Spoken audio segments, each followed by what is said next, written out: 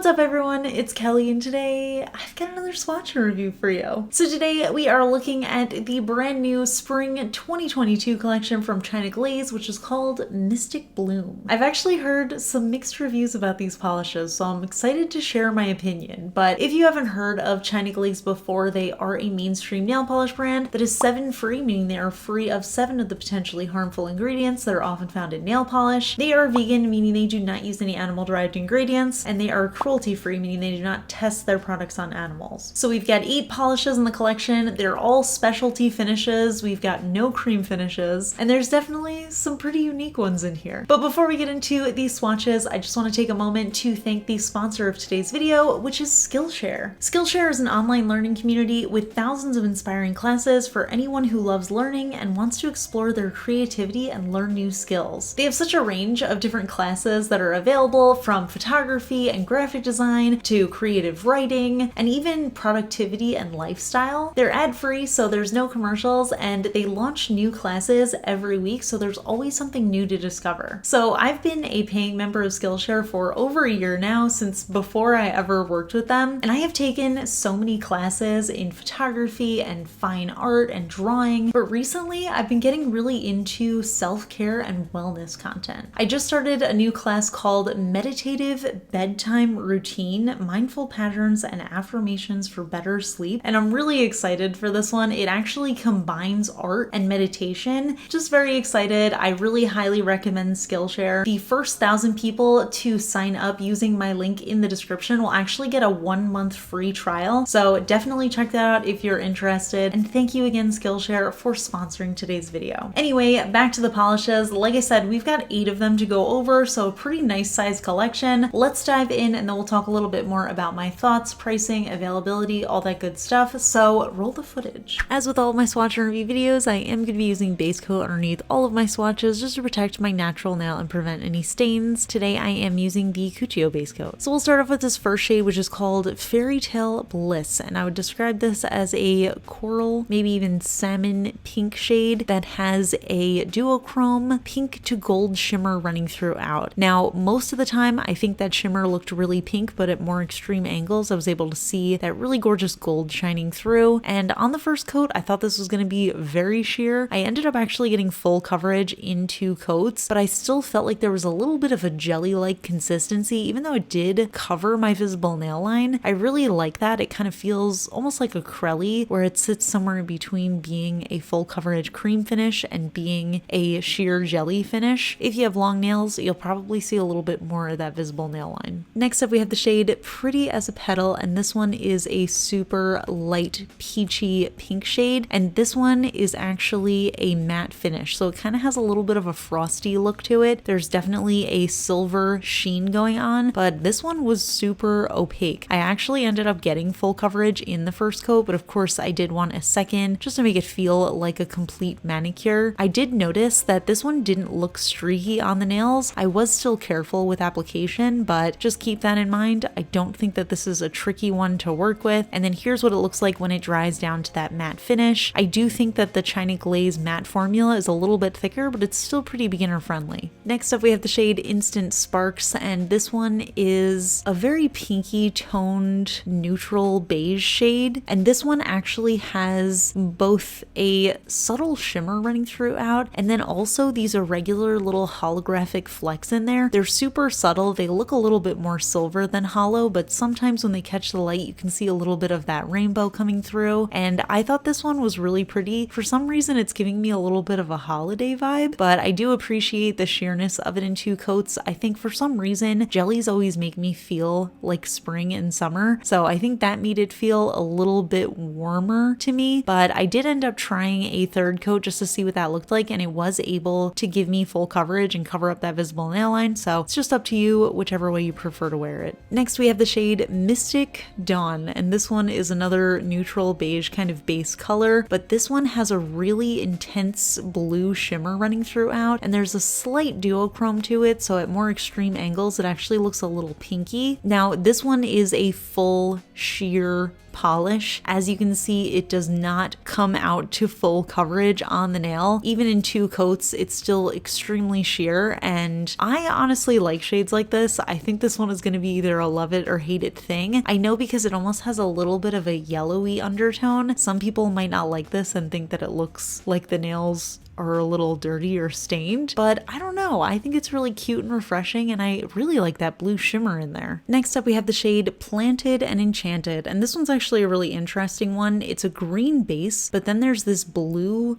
almost frosty, metallic kind of shimmer running throughout. When I first started applying it, I thought it had a very similar formula to the China Glaze matte polish formula. It felt very similar to that, but I don't think that this one is actually technically a matte, even though it doesn't really have a high shine because it's that sort of frosty metallic finish. I got really nice coverage in 2 coats. I was careful with brush strokes, but I don't think that this one is too streaky, and I think it's just a really fun color combination. Again, at more extreme angles, you get a little bit more color in that shimmer, and this one almost has like a bluish purple. On camera, it looked a little bit more silver, but I thought it was a little bit more dimensional in person. Next up, we have the shade Secret Rendezvous, and this one is a really nice turquoise base that has a very intense blue shimmer running throughout, as well as sort of a purple fuchsia sparkle running throughout. So definitely a super shimmery color. You can see in that first coat, it is extremely sheer. In the second coat, it gives a nice sort of jelly-like coverage, and I really enjoyed the way that it looked in 2 coats. I also tried a third coat, and that one ended up giving me a full coverage and covered up that visible nail line pretty well. And I actually really liked it that way as well, but here's the thing. For some reason, with the 3-coat full coverage,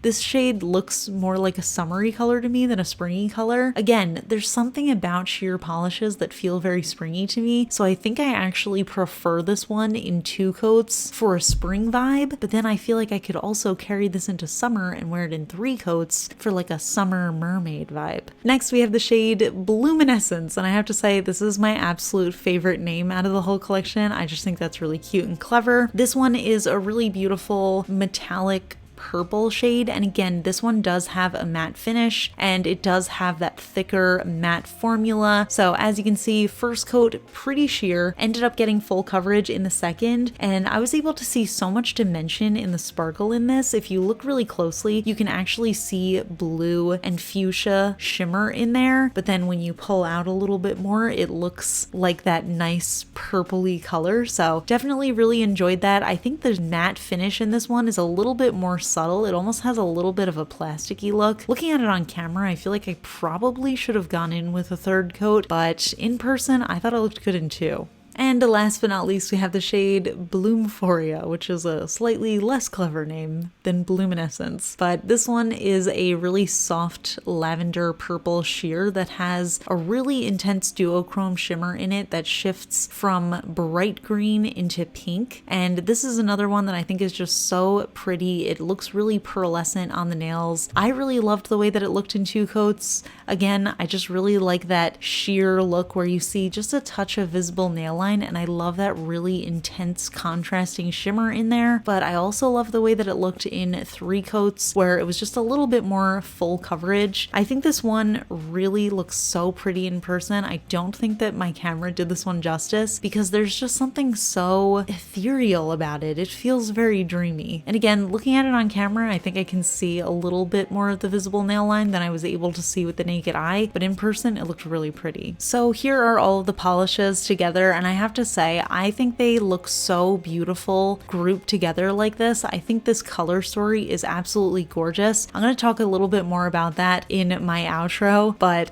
I just really love this color scheme. I think it's so pretty. I love these more neutral shades on top and then the more vibrant shades on the bottom row. I think they just did a really great job with that, and I also really enjoy the sheerness of this collection. I know that that's going to be a love it or hate it thing, but personally, I really love that. But let me talk a little bit more about my feelings in the outro. So those are the polishes, and I have to say I kind of understand now why there are mixed reviews. I don't think that this collection is for everyone. I mean, with the sheer finishes and being able to see that visible nail line and also having a couple of those matte finish polishes, I can understand why some people wouldn't like them. But that being said, I actually really enjoyed them overall. I personally love a sheer sheer finish. I especially love when there's like a little bit of extra stuff going on with the shimmer, but I think one of the big draws of this collection for me is the color palette. If you've been watching my channel for a long time, you might know that I don't love the typical spring collection. I don't really love those like dusty pastel kind of colors, and I think that this color palette is just a lot more springy to me. It actually has this kind of like mystical fairy woodland creature vibe to it, but I think that spring should be considered a lot more vibrant than it is. I don't know why brands always go for like these super dusty soft cream shades. I mean, I get why they do that, but I also just feel like there should be a little bit more vibrance in a spring collection. But that's also something I struggle with, because I'm like, do I want something that loud on my nails? And I feel like this collection in particular is actually a perfect mix of that, because it has both those vibrant saturated colors, but they do it in a more muted way because they are a little bit more sheer, because you get that visible nail line. So it still feels very springy to me, even though these colors are a little bit more vibrant than we're used to this time of year. I hope that made sense, but I feel like there's just something very good and different about this collection. But like I said, I can understand why some people would not like it. So these polishes come in 14 milliliter bottles, and they do have a wide flat brush. It's actually not too wide. It's what I like to call a medium wide flat brush. I think it's kind of somewhere in between a round skinny brush and a wide flat brush. So I think people who prefer either of those will be happy. I get mine from HB Beauty Bar, and they're the 14 milliliter bottles, retail for $6.95 USD each. And I also have a discount code. You can use the code KELLI to get 22% off your order there. So I'm gonna link everything down in the description. You can check that out if you are interested. But yeah, I'm curious to hear what you think. Did you think this collection was a hit, or did you think it was a miss? Are there any colors that stood out to you as being either really awesome or really awful? Let me know in the comments. You know I love to hear from you. If you enjoy my swatch and review videos, please give this one a thumbs up. It lets me know I'm doing a good job. And if you're not already subscribed to my channel, please consider subscribing. I put out new videos every Tuesday, Friday, and Sunday. Huge shout out to my Cosmic Admirals on Patreon, Amanda M, Rocket Man's daughter, and Paula. I really appreciate your support, and I'll see you all in my next video.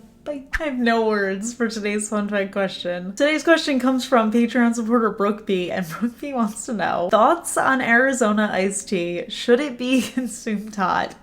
Personally, I think that's crazy. Did I miss a crazy trend or something? I never heard of somebody drinking their Arizona iced tea hot. I know that there is such a thing as hot tea. Of course there is. But Arizona tea, I feel like that should be consumed cold. Although actually, now that I'm thinking about it, I don't know why that's so funny to me, because it is kind of normal that tea should be consumed hot. But I don't know, Arizona iced tea is just so like refreshing. Like I tend to drink it when I'm at the beach or like down the shore in general, and I feel like I always associate it with summer, so I need it to be very icy cold.